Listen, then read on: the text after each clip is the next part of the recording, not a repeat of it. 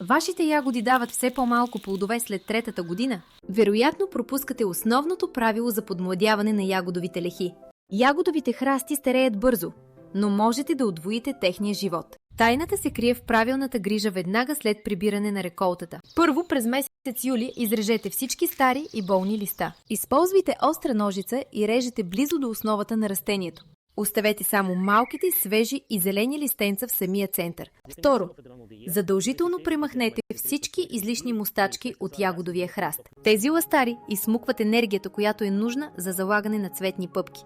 След кочистването, внимателно разрохкайте почвата около корените на всяко растение. Добавете щедър слой от зрял компост или качествен органичен хумус. Това подхранване ще стимулира изключително мощен и здрав нов растеж. Ключовото правило е: лятното подрязване превръща старите храсти в млади.